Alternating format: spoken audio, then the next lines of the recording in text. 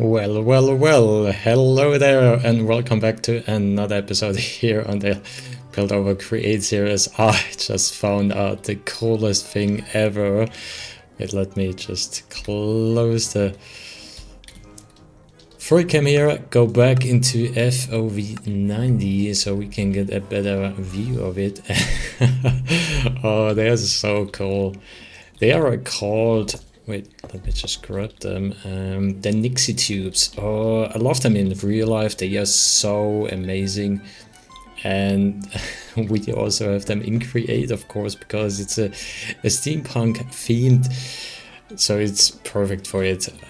Alright, before we jump into, don't forget to like and subscribe and also comment. So what is your, let's say, favorite thing about steampunk?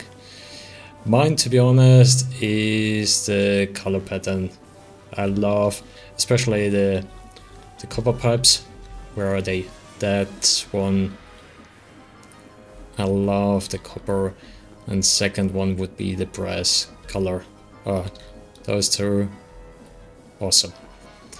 All right, as you can see, we changed a bit around here just to make it safer. Also switched the torches for some andesite lamps. So we got, yeah, we still have some torches in the second layer floor, on the first floor up there. Down here it is, yeah, everything's working. As you can see, we already filled up that blaze cake machinery, because yeah, we are stocked to the brim. Now, what have we planned for this episode? A lot. Too much, to be honest. Of course, first of all, this episode we are going to transform or finish the bridge. It is time to actually finish it. And as you may can remember from the last episode, we already placed the cannon over there. And I got... not those two. I got the material list for it, and I was working a lot to gather all the material, because oh my, it's a lot. It is a lot. As you remember, I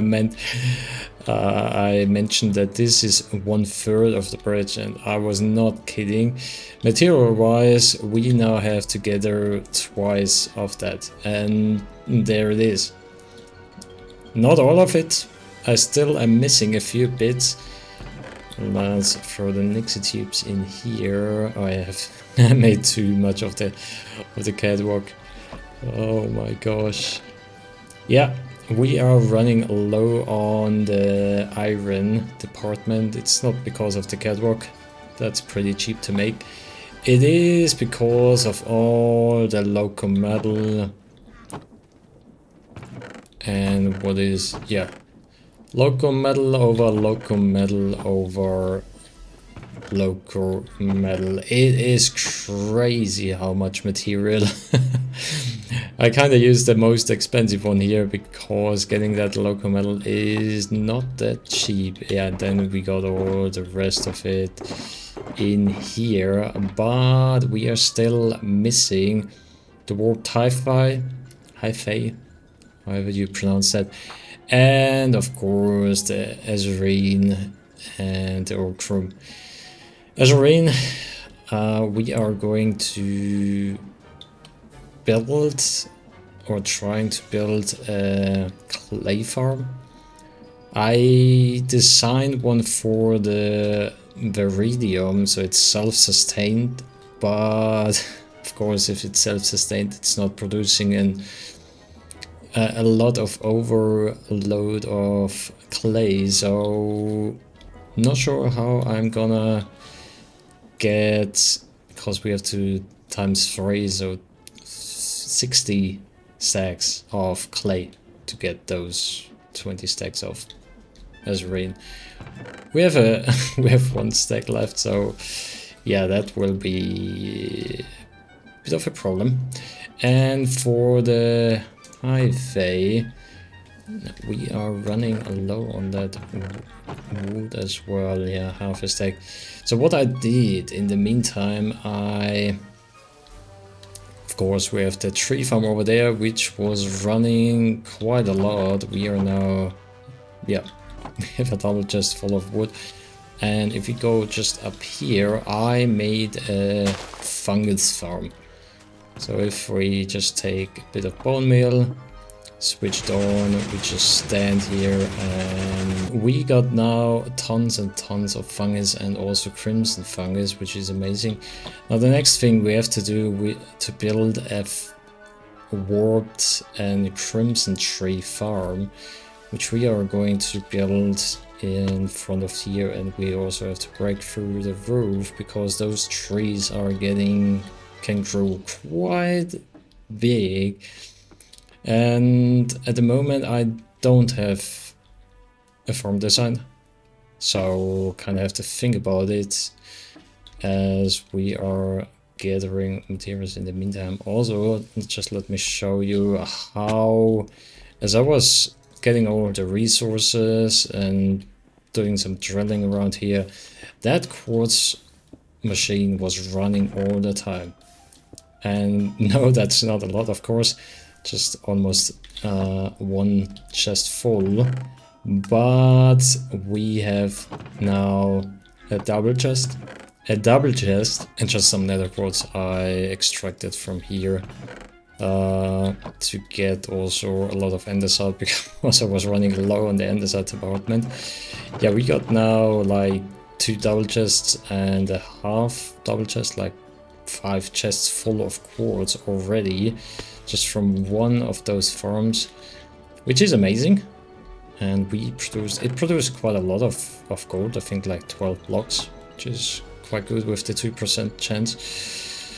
And is the one, yeah, it's finally empty. No, it is not. Wait, why are you not extracting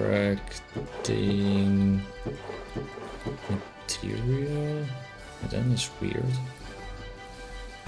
You should extract material. Wait, let me switch that one on and off. Okay. That was weird. Just for there was a lot of material in, so okay, there is still, yeah, a lot in here. Oh my gosh.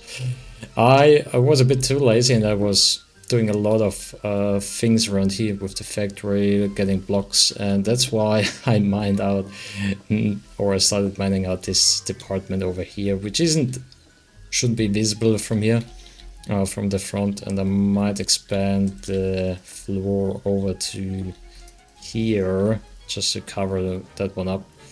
And also we have the dock here as well. So I did a lot of things around here with gathering the blocks and the material. So yeah, let me have a think about the warped and crimson tree machinery, what we can do with the create stuff. I definitely, it's quite easy. I think I don't make it too automated because you can just do the saw thing and bone meal, just stand here. I think I automate the placement of the fungus, then just stand here and do the bone mealing, and yeah, it is rotating automatically. But when I did that manually, the bits scattered all around, so I have to think about how I'm catching all the material. I think I got the solution of our clay problem. I remembered that you can actually in vanilla Minecraft get clay from mud, and I got a lot of, where was it? That's it. I got a lot of mud here, which I turned with the mixer. There is a recipe where you can easily get mud by mixing it with like dirt or any kind of dirt with water, which is really nice, so we can get a lot of mud in no time. And I realized, or remembered, if you put mud on a block and a dripstone below it, it turns into a clay block. So I thought, okay, how can we use that in Create or with Create?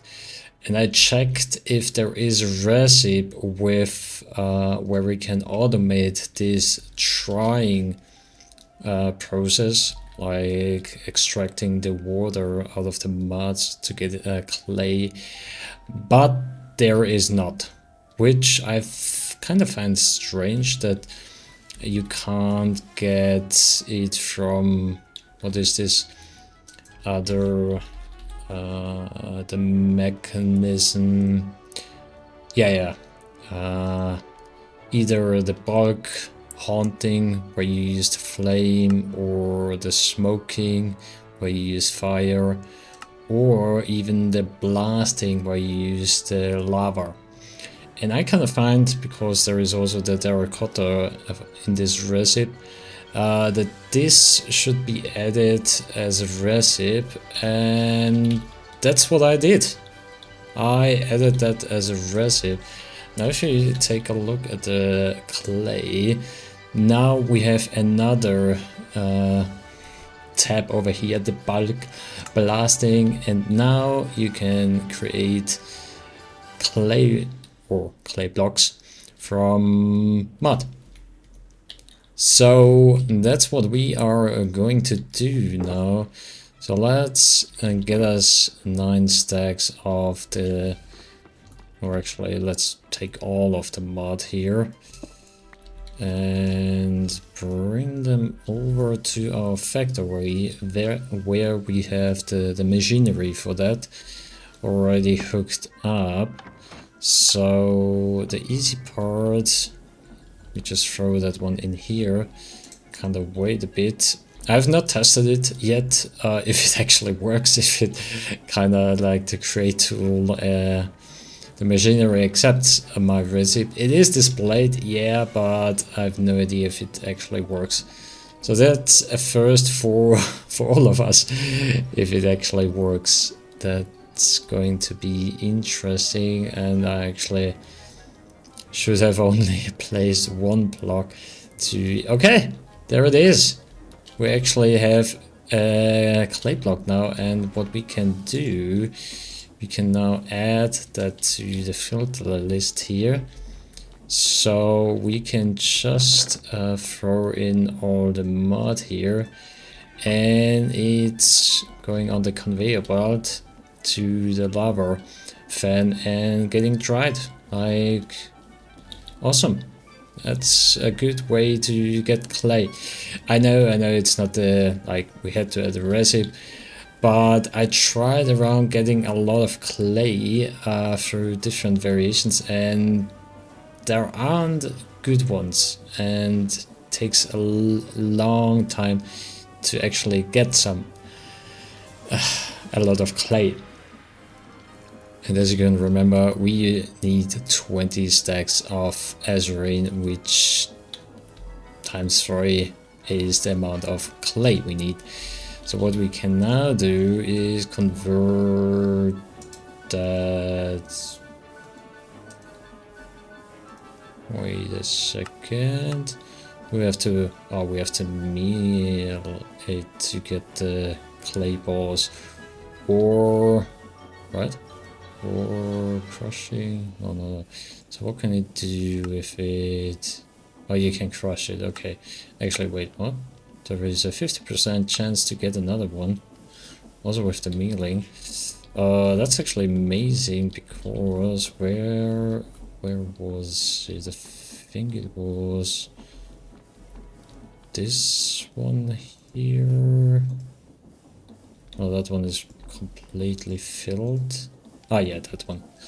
Okay, let's add the clay here, so we can just throw it on there, and hopefully it gets all the way down here. Awesome. Oh, there is a lot of stuff in here. Yeah, from the mining or from the tunnel borer. And then we just go over here and check it in there. Now, oh, wait, is it? Oh, it's already done. That's amazing. So now we can just go over here, check all the clay in there. And it goes down the conveyor belt, getting inserted here. And just a few seconds later, we are getting the clay balls. That's amazing. That's amazing. I love it. Okay, let's turn that into a block, and then we just go down. And there we go. Stacks over stacks of clay balls. Now we have an easy way to get tons and tons of clay. Actually, we are in need of flint now. Jeez. Awesome. So while I was thinking about how we can solve the clay problem, I also tinkered around with the nether trees, or actually fungus, because it's a mushroom actually, and came up with this rough contraption to make it a bit more automated. And the first time I use a smart observer, and they are awesome. They are super awesome. So how does it work? The only thing we have to do is, or actually I have bone meal on me. So the only thing we have to do, and I kind of marked out how big the tree can be, and also broke through the roof and installed some security lines. And yeah, so I researched and to get a measurement on how tall the warped and crimson tree can grow, and they can grow up to 27 blocks. And this building is only 20 blocks high, so yeah, it will not be, or just a bit visible from outside. And yeah, I have to remove that manually because it's not getting removed because of the roof as a separation. It acts like a separation, and it's not part of the tree anymore. Not sure why that is not removed. Anyway, let me show you how it works. So this deployer is placing the blocks here. And why is it not turning? What's happened over there? Came over here. Oh, god damn it. I hooked it up to the wrong one. Because this is only working when I... Okay, we have to hook it up. Let me see, not to this one, not to this one. Okay, let me just quickly solve that issue, which not realized is an issue actually. Alright, this should do. Let's check. It is rotating. Awesome. And now we can also adjust the speed to get up to maybe 100. Should be pretty good. And as you can see, nothing is moving, which is perfect. So the deploy is only moving when there is no mushroom. Nothing is placed here. And this smart observer is... I placed a filter up there, which is only detecting crimson and warped stem. So it is not giving us a signal if any other block is placed here, for example that mushroom or so, to not get double power mumbo jumbo or something. And then we just have a deployer here, or not a deployer, this is a piston, a mechanical piston, which you have to, like, the only annoying part with that one is you have to switch the rotation. So that's why this redstone line goes down here, and there we have a gear shift, which is, if it's powered, it's like retracts, or how do you use it? What's the right direction? It is pushing, and then if it's not powered, it is pulling. That's it. So yeah, let's and all I have to do is stand here with some bone meal, and if it grows, it detects, and then there you go. It's quite fast now. So the smart observer, which is actually perfect, is giving the output of the smart observer is not just a signal, not just an impulse. It's actually a continuous redstone signal. So that's what we use to power this one, the saw actually. And when it is removed, the tree, it's getting unpowered and it pulls back, which is actually perfect. So now all we have to do, we just stand here and hold right click, and it is constantly getting placed and bone mealed. We can also like fill our pockets with bone meal, and yeah, we have now an automated crimson and warped stem tree farm. To get crimson, actually, we have to, of course, change the input from crimson or from warped fungus, and also change the blocks down here, which I gathered a few crimson fungus because it is not growing on that one. And the perfect thing, because I could have just placed a saw here as well and powered it, but it would not collect the blocks. That's why I had to do this one. And now, as you can see, we are getting all the goodies in here to get us the last blocks. It is actually pretty cool just to take the sidewalk and walk on the bridge. Then you see the city coming up at the end of it. Can't wait for the other end to be finished as well.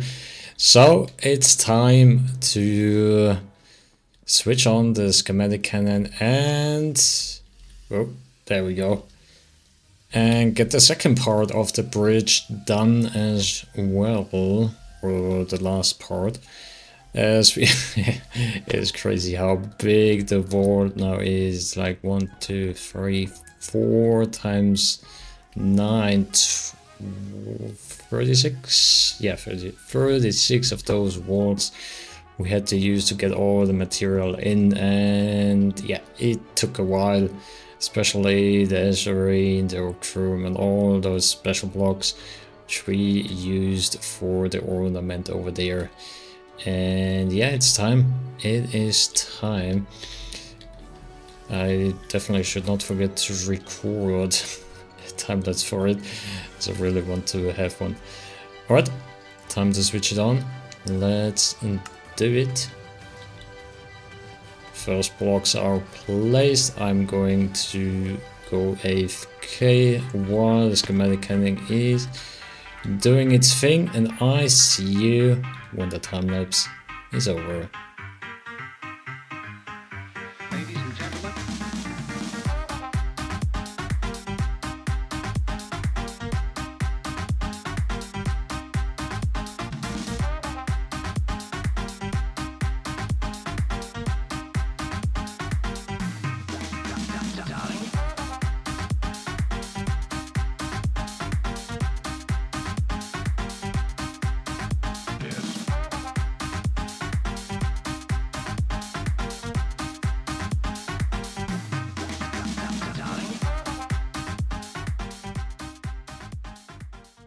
Wow, it looks even better if it's placed inside of the world.